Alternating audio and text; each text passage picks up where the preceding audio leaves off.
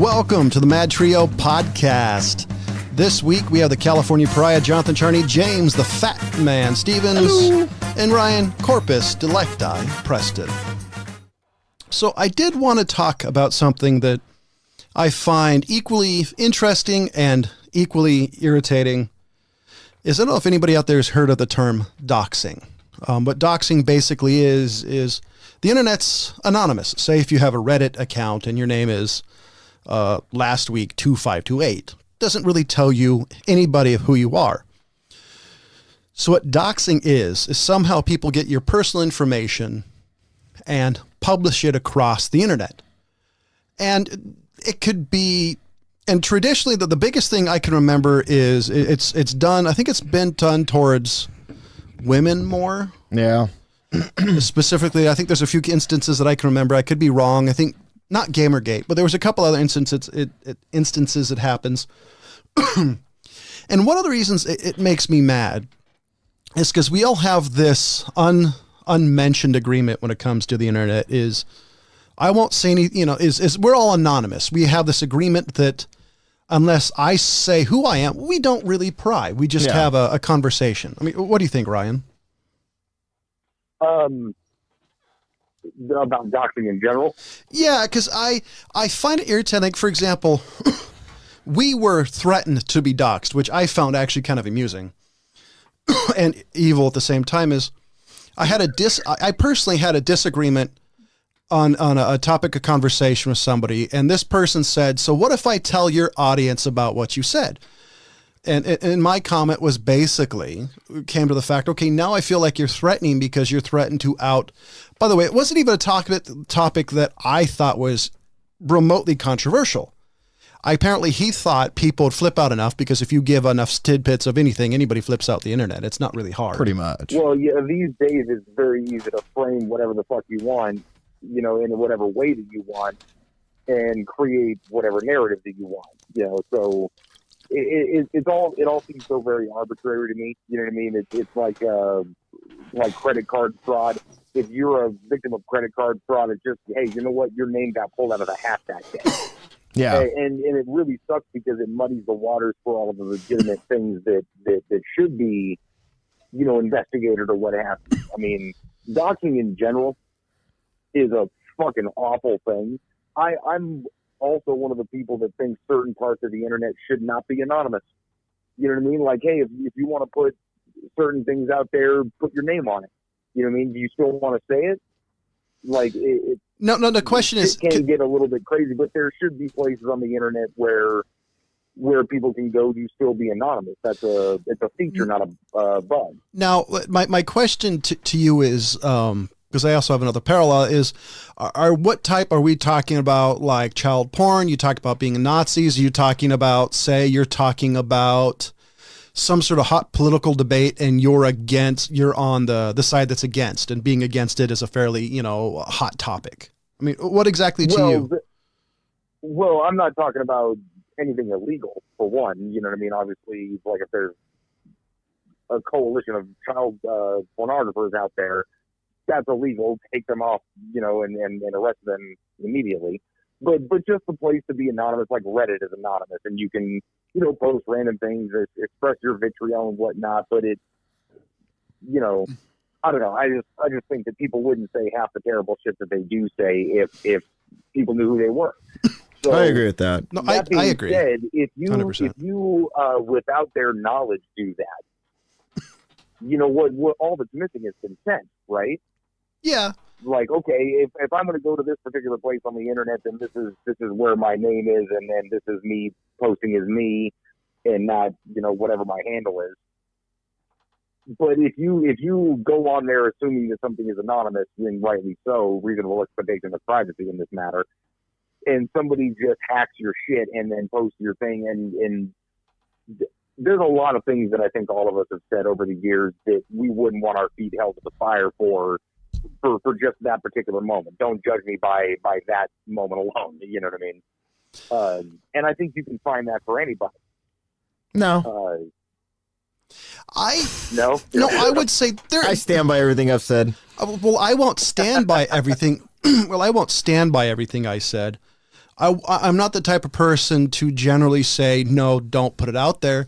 Because I'll tell people if they say, so what's this? So I've said this in the past. This is what my opinion is now.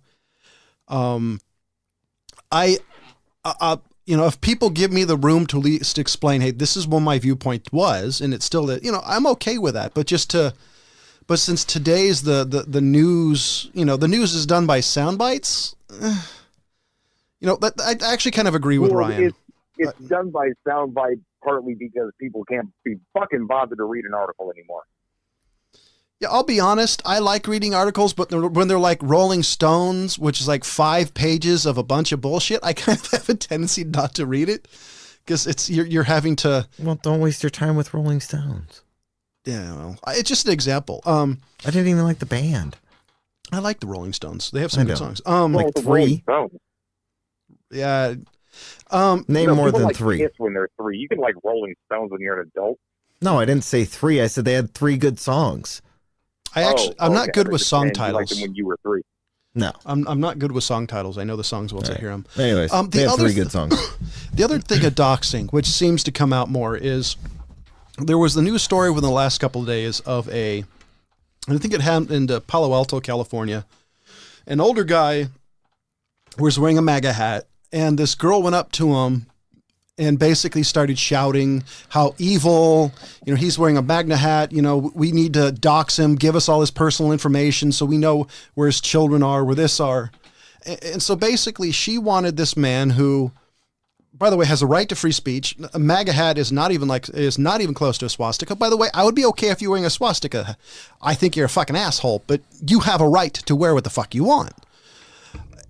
But she went in this huge spree about how this guy was evil, and there was this, also called him a Nazi. This guy happens to be Jewish, which I later found out in the story, which I found hilarious. So that's another form of doxing, is you're doing nothing at all, literally, in a public space, and somebody wants to out you for wearing something that may or may not be in bad taste, depending what your particular predilection is. A swastika would be tasteless, and everybody's, hopefully. What do you think? No, I don't think that needs to be done. I mean, just because you don't like something doesn't mean you can just go and dox somebody. I mean, that's really what it is. I mean, that's why the internet has anonymity. Because, I mean, yeah, you're going to have things like that come up that are going to offend you, but that's somebody's opinion out there. And just because you don't agree with it doesn't mean that you can go out there and ruin somebody's life. And I do want to... it's an open forum. I do want to say I did use the swastika as the extreme example. Because to me, a MAGA hat... I don't like Trump, by the way. So to me, a MAGA hat is not actually bad. I like the slogan, Make America Great Again.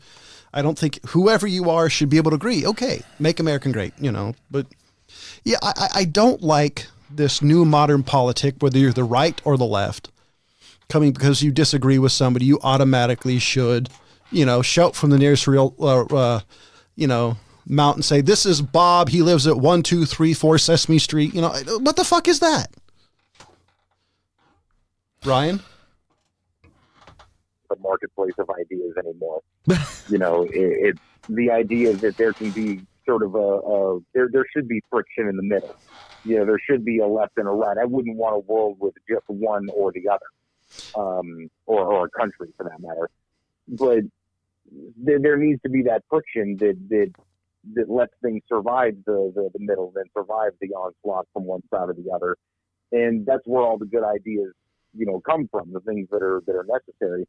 But when you get into just kind of the name calling shit towards each other, that's all it becomes is nobody attacks the ideas anymore. They just attack the person at a personal level and say he's a terrible person for having these thoughts, he or she, See, I have... But, yeah.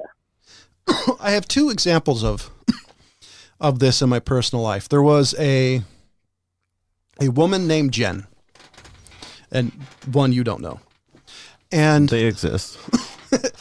and so basically what happened is after a shooting, every time a shooting happens, I always put out the same message is please don't blame the firearm, blame the person. Because it's always been my opinion, no matter what tool somebody uses, a tool by itself is an inanimate object. You can't blame a hammer when it's just sitting there.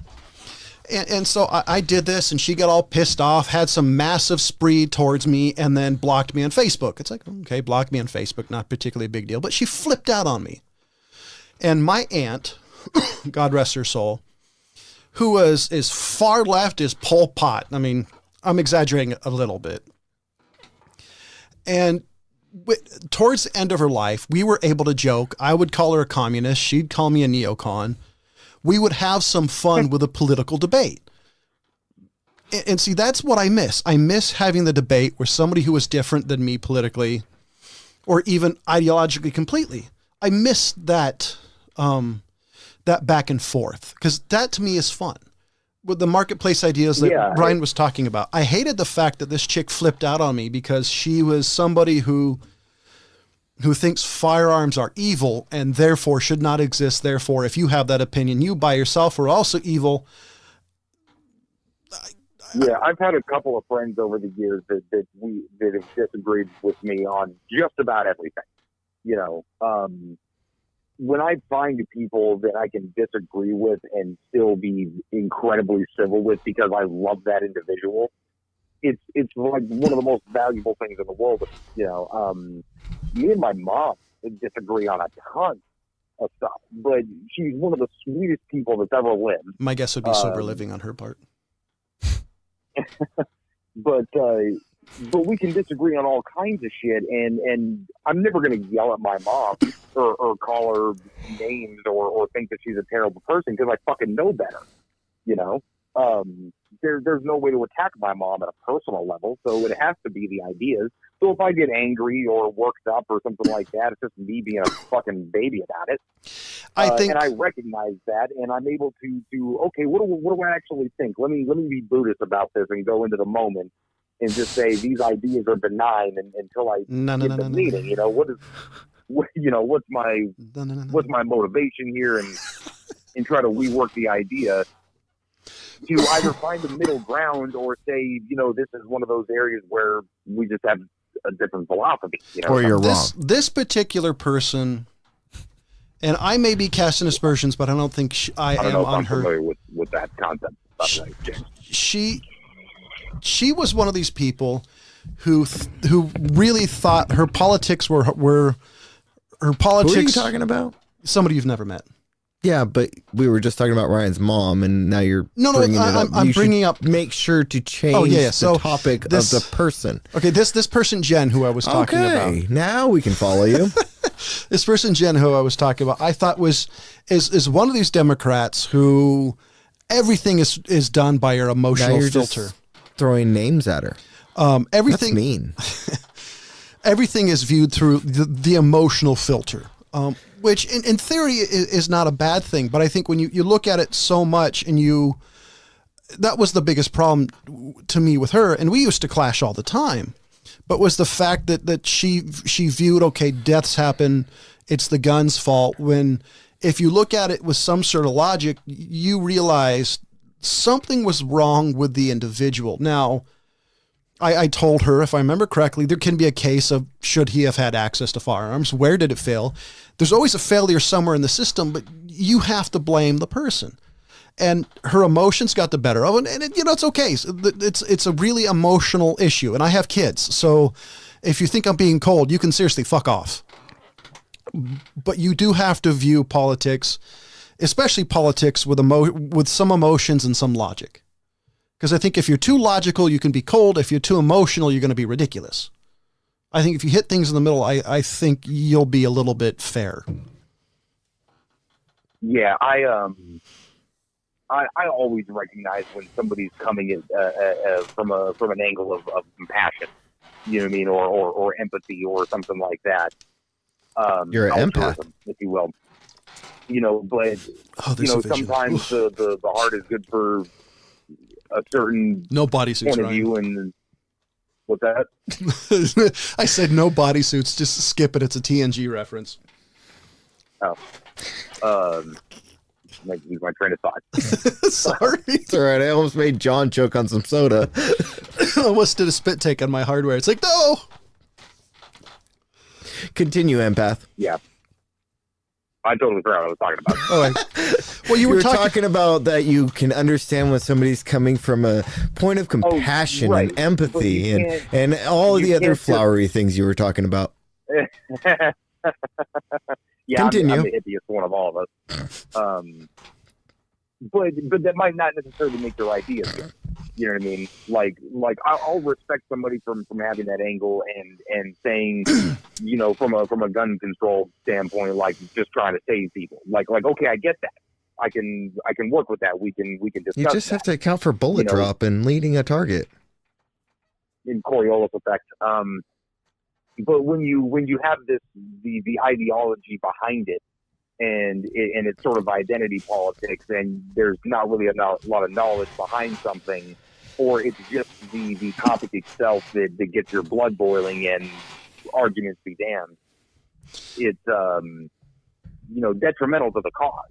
You know what I mean? Because there's people out there having reasonable arguments on the other side that are just dismissing your anger. I think, and it seems like a lot of our conversations on the show up to now have come to this, is the fact that there's no meeting in the middle. I've always believed, and I have another friend named Jen. Believe it or not, she's I apparently don't know this one either. No, you've probably met her. She's the one who wrote in when we did our Me Too movement episode. And she's a woman who I completely trust, who literally, I don't think her and I could agree on almost anything. But her and I can come to a point, even if it's a heated argument, that we agree to disagree because at some level we care for each other. And that's the one thing I miss is if I can agree to disagree with you, I can totally dig it. Whether you're a Democrat, Republican, whether you're free market versus controlled market, macro, blah, blah, blah. If you can agree to disagree with somebody, that's what I don't think happens anymore in any side of argument. And not to mention, it's good for people to have disagreements with other people. You know, I mean, sometimes you have an idea in your head that you've never really argued out loud, or discussed or made your sort of point. There's a lot of the time, I'm sitting there like arguing with my boss or something about random shit or just killing time. And I'll stop in the middle of an argument and be like, you know what, man, I don't even know if I really think all this. This is the first time I'm saying it all out loud. So I'm kind of laying tracks in front of a train. And, but it's good for me to kind of work out those things in real time. Well, yeah. And having somebody to kind of bounce those things off of where you're not going to, say, I'm blocking you on Facebook or we're not friends anymore. And, any of that shit. It's like a comedian doing sets at the local comedy store, then doing a special. It helps him or her polish his act or her act. And that's what you're doing by speaking out loud, is by you're helping to refine your opinion. And when the person challenges you on the topic, it helps you set back going, okay, let me think about this more. Right. But in the same way that it's not good for comedy, it's good for human interaction. When you know the person, it becomes harder to talk shit about them. Like you, not you, but a comedian would go on stage, probably doesn't want to know everybody in the crowd, because he's going to talk some shit and he doesn't want to think about what his mom is going to think about it or all these other things. Versus, you in front of a person, as soon as you know something about that person and you have a human connection with them, your chances of being dismissive or calling them stupid or something considerably go down. I disagree. I've known James for 20 years. I could spend a good hour talking shit about James, and I know he could about me. Well, James is a fucking nut bar, but that's part of the reason I love him. Okay, so I was going to say, I could talk shit about both of you guys, and I know you both pretty well. Yeah, well, there's just more ammunition. Example, me and James have had a random gun debate. Now, we point out, I'm kind of a gun nut also. Like I'm a fan of the recreation of shooting things. Now and I'm a fan of anything the government has. I should have. So I wanted to change topics real quick because I thought this was I don't know, I thought this was an interesting... No, I wanted to explain to everybody that James wants like an M1 Abrams tank in his backyard. I want an ICBM. What do you mean, James? I'm okay with having an M1A1 Abrams. You know, my whole thing is... I want a nuke. If you can... have a lot of them. So minus... I want a Davy Crockett nuclear rifle with ammunition, at least 5. So as long, in my opinion, as long as it's not nuclear weapons, James, I do think, or like major weapons of mass destruction, I don't care if you have it or not, because reasonably it's cost prohibitive. But what about Jeff? Who? Jeff. Well, Jeff. Look, I'm Jeff perfectly owns fine with there being some really heavy licenses, and the fact there's only probably about 14 fucking people in the country that have them. I'm fine with that. Would I like to go out and shoot like a 20 millimeter Orlikin? Fuck yeah, I would. But I'm totally on the side of the person that's like, dude, I'm not going to give this gun to you. Okay, let me prove a point here for a second. Okay. World War II ends. What do we immediately go into? Korea. Well, besides the Asians. Yeah, I'm sorry, the Cold War. Because Russia and America both had nuclear weapons. Did so we... You want to mutually assure destruction with your own government? No, but I'm just saying, like, if my neighbor has a freaking nuclear weapon, I want one. I don't want your fucking neighbor to have one either. I don't give a shit what you want. See, if he has one, I want one. If the American government has one, I want one. Wait a minute, time out. I'm the most gun nut of... You want the mad circumstance with the U.S. government just as an individual. Wait a minute. You're welcome for that burp. Wait a minute, hold up. I'm the most gun nut person in the fucking podcast, and here James how did this happen? I'm more gun friendly than he is, and I know it. I've been saying that I want everything the government has for years. So I'm gonna by the people for the people. Damn it! So I'm gonna change topics a bit and possibly turn down James's mic, because now my ears are hurting. Well, at least by the people that wouldn't count, because I'm pretty sure the nuclear bombs are proprietary. So. Yeah. Actually, the basic idea is not too complicated. You can find how to do it on the internet. It's just to whom it may concern. Yeah, I think it's probably just, you'd have to go mine the ore yourself and somehow enrich uranium. That's true. Or plutonium, whatever the fuck they use on that. I did want to talk about something, because I thought it was an interesting mental exercise, for me at least, was about who is the worst person. And this is completely up to your morality. Ever? Well, no, just wait, hold on. This between these two people. We're just talking in general. That's what I was going to say too. I'm going to name two. List. I mean, between the two of you, I'd go with James. Well, I agree. So there's two people. I'm going to name them in a second, and I kind of want your opinion, because they're basically... We've already passed the second. They're basically known for the same thing. One is Monica Lewinsky. The other one is Kim Kardashian. One is known for, in the heat of youthful passion, gave head to a president. And the other one is known for giving head and having sex and basically becoming famous for it. Who do you think is a worse person? Because this, I thought, was an interesting morality argument. I would say Kim Kardashian. Why? Well, because Monica Lewinsky was just more, kind of... Youthful passions. Yeah, I would say youthful passions, but I mean, she was influenced by a man in powerful prestige. Position. Yeah, in a powerful position. Kim Kardashian is just a whore. See, prove me wrong. I'm inclined to have more sympathy for Monica Lewinsky, because she got there you go. fucking railroaded. What that fucking girl went through is almost unforgivable. Oh, okay. I thought you were talking about Bill Clinton. No. I mean, that's. I don't care what he does with his dick either. You know what I'm saying? But Kim Kardashian, at the very least, I mean, yeah, whatever. One, I don't slut shame. You know what I mean? Hey, get on. Get your freak on. That was fine. I mean, people who wanted to watch it watched it. She didn't force anybody to watch her get banged by Red J. And then she marketed that shit probably better than anyone I've ever heard of. I mean, the Paris Hilton thing came out roughly, some years before that, right? Not very long. No one's heard from her in forever. Now, granted, she's, a Hilton heir, so I'm sure she's doing just fine. But what Kim Kardashian actually parlayed that fame into is fucking impressive. No, I don't actually disagree. But because this was, but again, I'm inclined to be more sympathetic towards Lewinsky because really all she got out of it was the book. Well, this is why I thought it was an interesting thought exercise, because I was reading articles that took place during the time, some of the Kenneth Starr stuff, and reading about Kim Kardashian, and I thought it was interesting. So I feel sorry for Monica Lewinsky.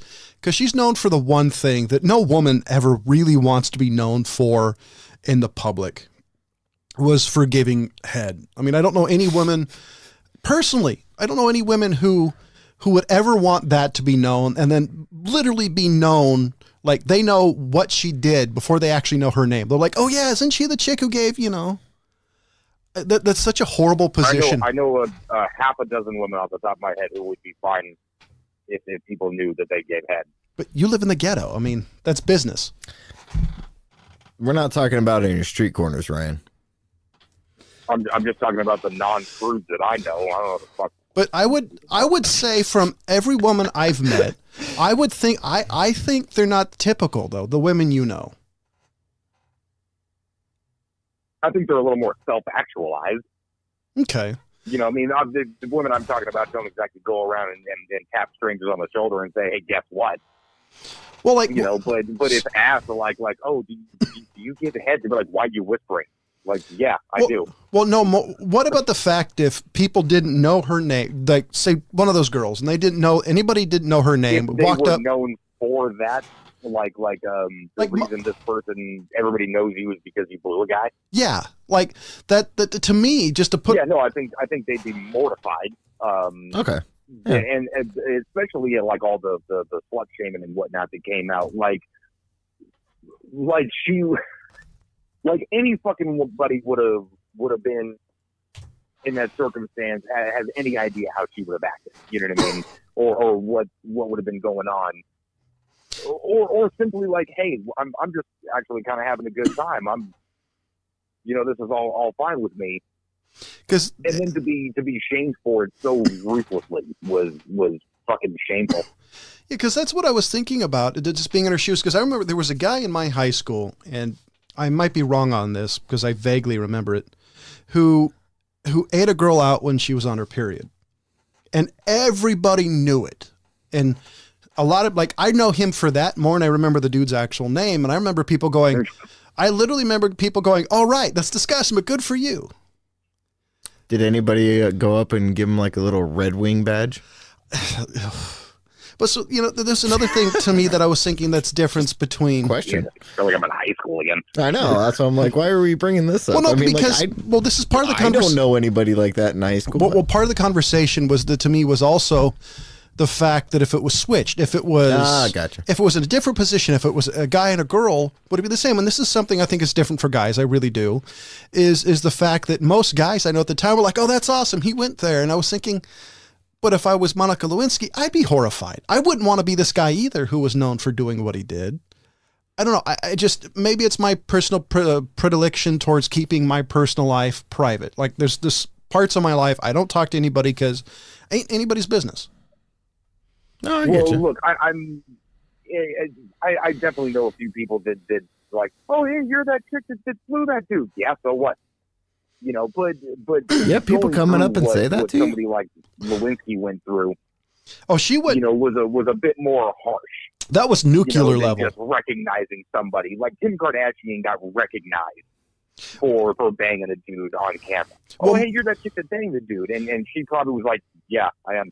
Well, when you have the guy on Nightline saying your name and you gave the president head, I mean, it went to a whole nuclear level. I bet she's the only woman in the world who's had that level of harassment. You know what's for that. sad? Like, I don't even remember the other chick's name that came out during the whole Clinton scandal. What was the other one's name? Linda Tripp? Yeah, maybe that's it. I thought there was another one. I thought there was like three, and Monica Lewinsky is the one that everybody remembers. Because I was thinking of how everybody gave her a lot of crap, and I don't remember people giving. The only thing people gave Bill Clinton for was his comment about depends on what the definition of is. Yeah, and I was thinking about that because how horrible that would be to be in her position, and then she wrote a book, and then People were asking her questions about it again. And I was thinking, if I was her, I hope that was cathartic, because you're bringing up shit that I guarantee you didn't want to deal with in the first place. So that's why I brought it up, because to me it was an interesting thought exercise of who, to me personally, would be a worse person. I mean, personally, I think Kim Kardashian, because she's selling sex, but she's also an industry that sells sex. If you watch any movies, why do they have Scarlett Johansson in a tight leather skin outfit? Because that's what superheroes wear. And sex sells. I mean, why do you think they emphasize her tits? Because otherwise they'd have something that, they weren't so highlighted. Not for nothing. If it was me, I'd be dressed like Sam fucking Fisher. Nobody wants to see that. No, of course not. I put on weight. It's terrible. What I'm saying, I get it. So you look like Sam Fisher, like retired 40 years ago? I'm thinking like Fat Albert. Right, yeah. Yeah, retired 40 years ago and nothing but smoked cigarettes and eating Twinkies and snorting Spam. Oh, so you look like the guy from, you look like Paul Bear? Is that what you're saying? Yeah, not quite. So, God, still working on the one chin. So hopefully that was that was interesting to you guys, because I thought that was a fascinating thought, because I saw some Monica Lewinsky's tweets the other day, and it was just like, it really brought back that conversation to me. I am still have to say that I am disappointed in the movie industry for not putting out a Sam Fisher Splinter Cell movie series. I think it would be hard to do. I think it would be I think epic. they've tried. Well, no, here's the reason. I mean, they have the Tom Clancy's Jack Ryan on Amazon, and that's a decent show. They've been trying to do a Splinter Cell one for a long time. It just never panned out. Here's the reason I think it would be hard, is because the fact that movies like that are always filled with stupid cliches. Look at all the Mission Impossible movies. Basically, they're a giant cliche machine. Yeah, but I mean, one of my fondest memories of having a conversation with Ryan. Wait, hold on. What'd you say, Ryan? I said those movies are still fun. Okay. You know what I mean? Everybody knows what Mission Impossible is supposed to be. Yeah, but I don't know. I kind of got bored of them after the second. The last that it says here, Tom Hardy was still attached for Splinter Cell, but damn, I mean, this is old. Damn. Yeah, that was like what? Almost a decade ago? Years ago, it's been saying that. So I think they might have even just not taken it Dude, off. I seriously like Tom Hardy on that role. I do too. But I still remember one of my fondest moments of talking with Ryan about video games or anything is we were talking about Splinter Cell Chaos Theory. Chaos Theory, I was talking to somebody about that the other day, man. And fuck, I love that game. And talking to Ryan, I mentioned that the quick knife kill. And he's like, wait. You can do that? Because he'd been choking people out. A while back, yeah. And I said, don't you watch his hand go towards the knife when he gets close to somebody? And he's like, what? And then, like, I get a call from him, like, a couple weeks later, like, dude, I've been running around the game killing everybody with a knife. Like, for hours on end. Just slicing throats and piling bodies. Just killing. So we're gonna be ending this episode a little shorter than normal. And it's Ryan's fault. No, it's okay. We can blame Ryan. I'm okay with that, actually. Because I can hang up on him. I would say I would agree with the Splinter Cell. I would also say that it's the same reason why I don't think a Halo movie would do necessarily well, even though I think it would, is the fact that the Halo, if you had the Master Chief in there, you'd have to figure out how to emphasize emotions without using his face. But if you want to take a look at that, look at wrestling. There's a character by the name of Kane who, for a good parts of the starting, didn't say anything, couldn't say his face, but was really good at showing emotions. It's just a different skill. Miming, for example, would be a great way to do it. Just highlight your emotions with body language. I think Splinter Cell would be hard because I think it would be cheesy. I think it would be hard to take the noir aspect of that and put it on crossed film. I don't know. I want to see it. I'll pay to see it in theater. If whoever owns the fucking rights, by the way, make a goddamn another video game of it. Tom Would you Clancy dead now? No shit. Yeah, I thought so. I've been wanting a Splinter Cell game since I got my one, whenever the fuck it came out, on opening day. So make another one, motherfuckers. And by the way, the Bethesda, drop all the shit and make another fucking Elder Scrolls game that's not on a fucking cell phone. Yeah. And by the way, I don't need Skyrim on anything else. Once it got on a smart speaker, I think you can fucking stop there. Jesus. So anybody have any parting words before I either go in a rant or stop the show? I would still like another Fable from Lionsgate. I mean, if we're just throwing shit out there. Hell yeah. Give me another Fable. Yeah. Anyways. Ryan? Yep, I'm good. He's like, nope, fuck you guys. I'm done. I'll throw a random run out. Give me another Leisure Suit Larry. Ooh, maybe remake Conker's Bad Fur Day. No, how about a new one? Huh? Well, yeah, I mean, yeah, reboot, maybe. So, ladies and gentlemen, for the California Pariah, the Fat Man, and Corpus Delecti Preston, as always, thank you for listening. Goodbye.